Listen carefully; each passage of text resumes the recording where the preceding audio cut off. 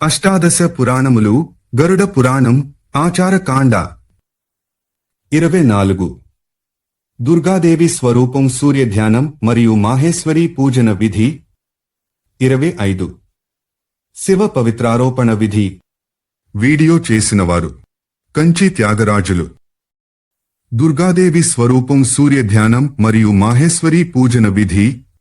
మహాదేవ నవమి మున్నగు తిథులలో ఓం హ్రీం దుర్గే రక్షిణి అనే మంత్రంతో పూజించాలి. మార్గశిర తదియనాడు మొదలుపెట్టి క్రమగా ఈ నామాలతో రోజుకొక్క స్వరూపంతో అమ్మవారిని పూజించాలి. ఆ నామరూపాలేవనగా గౌరీ, కాళీ, ఉమ, దుర్గా, భద్ర, కాంతి, సరస్వతి, మంగళ, విజయ, లక్ష్మి, శివ, నారాయణి శక్తులు.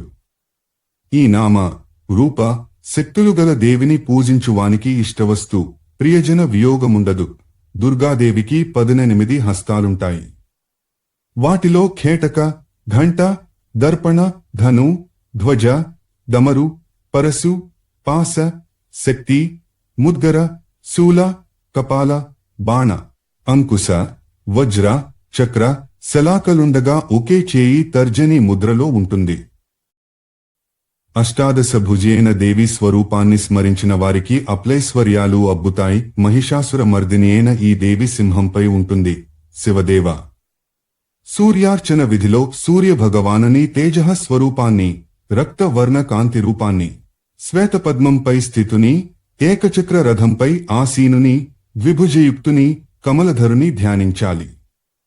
అనుబంధం మెనస్సేడులో చూడండి. మాహేశ్వరి పూజను వర్ణిస్తాను వినండి. ముందుగా స్నానం, ఆచమనం నిర్వర్తించి ఆసనంపై కూర్చుని న్యాసం చేసి ఒక మండలంలో మహేశ్వరుని చిత్రించి పూజించాలి. ఈ హరపూజను వీలైనంత ఎక్కువగా హరుని పరివారమంతటితో సహా చేయాలి. ఓం హాం శివాసన దేవత ఆగచ్చత అనే మంత్రంతో ఆసన దేవతలందరినీ ఆవాహనం చేసి మండల ముఖ్యద్వారంలో స్నాన గంధాదులతో ఈ క్రింది మంత్రాల ద్వారా ఆయా మంత్రాధి దేవతలను పూజించాలి. ఓం గణపతయే నమః, ఓం హాం సరస్వత్యై నమః, ఓం హాం నందినే నమః, ఓం హాం మహాకాలాయ నమః, ఓం హాం గంగాయే నమః, ఓం హాం లక్ష్మే నమః. గరుడ పురాణము. ఓం హాం మహాకాలాయే నమః, ఓం హాం అస్త్రాయ నమః, ఓం హాం బ్రహ్మణే వాస్త్వధిపతయే నమః, ఓం హాం గురుభ్యో నమః.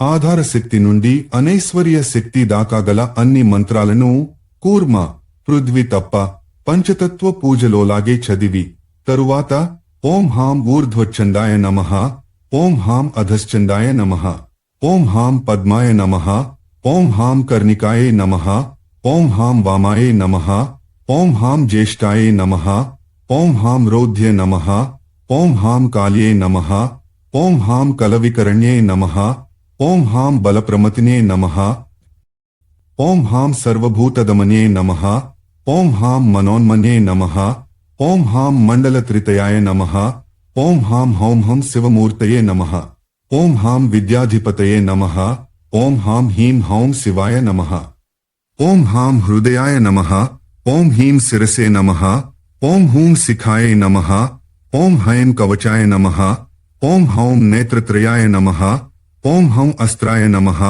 ఓం హాం సద్యోజాతాయ నమః. సద్యోజాత భగవానునికి 8 కడలుంటాయి. వాటిని పూర్వాది దిశలో క్రమంగా గంధాదులతో ఈ క్రింది మంత్రాలతో పూజించాలి.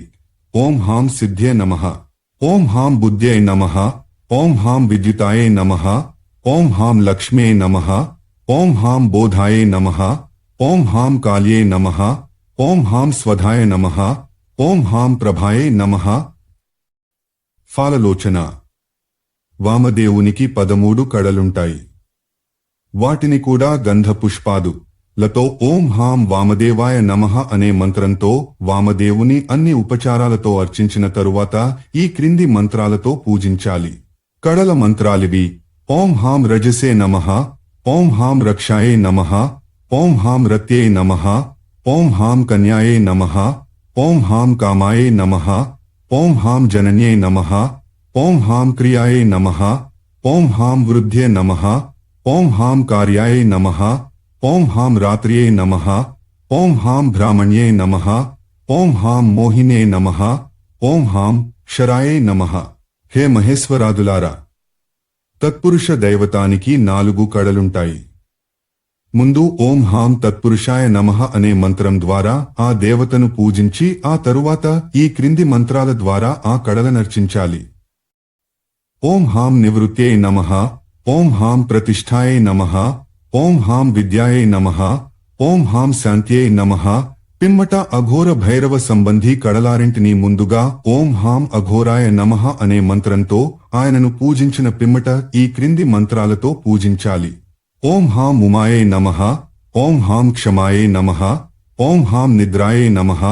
ఓం హాం వ్యాధ్యై నమః. ఓం హాం క్షుధాయై నమః. ఓం హాం తృష్ణాయై నమః. మహేశ. ఈశానదేవునికి కూడా 5 కడలుంటాయి. ముందుగా ఆ స్వామిని ఓం ఈశానాయ నమః అనే మంత్రంతో పూజించిన అనంతరం ఆ కడలను ఈ క్రింది మంత్రాలతో పూజించాలి. ఓం హాం సమిత్యై నమః. ఓం హాం అంగదాయ నమః. ఓం హాం కృష్ణాయ నమః. ఓం హాం మరీచే నమః. ఓం హాం జ్వాలాయే నమః. శంకర. ఆ తరువాత ఓం హాం శివపరివారేభ్యో నమః అంటూ పరమశివుని పరివారాన్ని ఆ తరువాత ఈ క్రింది మంత్రాలతో దిక్పాలకులను అనంతుని, బ్రహ్మని, చండేశ్వరుని ఆవాహన చేసి స్థాపన, సన్నిధాన, సంనిరోధ, సకలీకరణాలను గావించాలి. ఓం హాం ఇంద్రాయ సురాధిపతయే నమః. ఓం హాం అగ్నయే తేజోధిపతయే నమః. ఓం హాం యమాయ ప్రేతాధిపతయే నమః. ఓం హాం నిరుతయే రక్షోధిపతయే నమః. ఓం హాం వరుణాయ జలాధిపతయే నమః. ఓం హాం వాయవే ప్రాణాధిపతయే నమః. ఓం హాం సోమాయ నేత్రాధిపతయే నమః. ఓం హాం ఈశానాయ సర్వవిద్యాధిపతయే నమః. ఓం హాం అనంతాయ నాగాధిపతయే నమః. ఓం హాం బ్రహ్మణే సర్వలోకాధిపతయే నమః. ఓం హాం ధూళి చండేశ్వరాయ నమః. అనంతరము తత్వన్యాస, ముద్రా ప్రదర్శన, ధ్యానాలను నిర్వర్తించి పాద్య, ఆసన, అర్ఘ్య, పుష్ప, అభ్యంగ, ఉద్వర్తన, స్నాన, సుగంధానులేపన. తెల్లవారగానే ఆ పవిత్రకాలను మహేశ్వర సన్నిధిని స్థాపించి చతుర్దశి తిథి రాగానే స్నానం చేసి ముందుగా సూర్యుని, తరువాత శివుని పూజించాలి. తరువాత సాధకుడు ధ్యానంలోకి పోయి లలాటంలో విశ్వరూపుని చూసుకుని తన ఆత్మస్వరూపాన్ని పూజించుకోవాలి. అప్పుడు పవిత్రకాలను అస్త్రమంత్రాలతో కడిగి హృదయ మంత్రంతో అర్చించి సంహితా మంత్రాలతో ధూపం వేసి భగవంతునికి సమర్పించాలి. ఈ క్రింది మంత్రాల ద్వారా ఈ తత్వాలను ప్రార్థించాలి. ఓం హౌం హౌం శివతత్వాయ నమః. ఓం హీం హీం హ విద్యాతత్వాయ నమః. ఓం హాం హోం హ ఆత్మతత్వాయ నమః. ఓం హాం హీం హోం క్షాహ సర్వతత్వాయ నమః. పిమ్మట మహేశ్వరునికి విధిపూర్వకంగా పవిత్రకాన్ని సమర్పించి కాసేపుంచి దానిని తీసి కనులకద్దుకుని ప్రతిధరించాలి. అధ్యాయం 42. అష్టాదశ పురాణములు, గరుడ పురాణం, ఆచారకాండ. 24.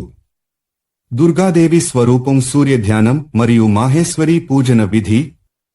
25. శివ పవిత్రారోపణ విధి. వీడియో చేసినవారు కంచి త్యాగరాజులు.